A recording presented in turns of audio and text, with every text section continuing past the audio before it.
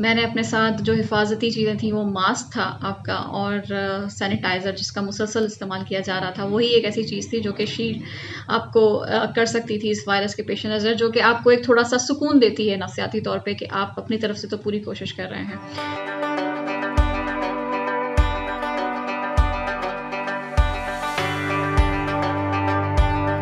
मेरा नाम नौरीन शम्स है और मैं फुलब्राइट हमफ्री फ़ेलो हूँ और गुज़िश्ता 1 साल से एरिज़ोना अमेरिका की रियासत में मुकीम थी और गुज़िश्ता 2 दिन पहले ही मेरी वापसी हुई है।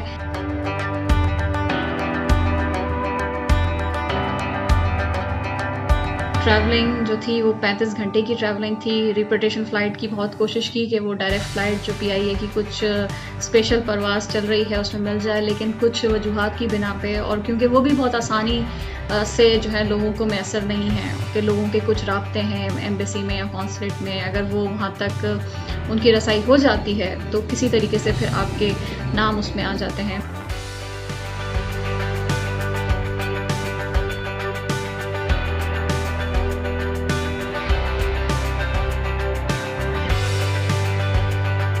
दुबई में प्रोटोकॉल और SOPs का बहुत ज़्यादा ख्याल रखा जा रहा है। साथ-साथ जो एमिरेट्स की फ़्लाइट हैं वो आपको हाइजीनिक किट्स भी फराहम करती हैं ताकि आपके पास सैनिटाइज़र हो, आपके पास ग्लव्स हो, आपके पास मास्क हो और फ़्लाइट के दौरान भी चाहे 13 घंटे की या 12 घंटे की आपकी फ़्लाइट है, आप उसमें मुसलसल मास्क को पहने रखें।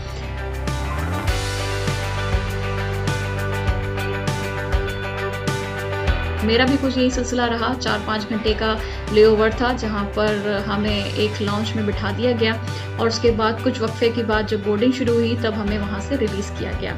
कोई स्क्रीनिंग या कोई स्प्रे के अलावा आपके पास कोई ऐसा टेस्ट जो है वो एयरपोर्ट पे नहीं हो रहा।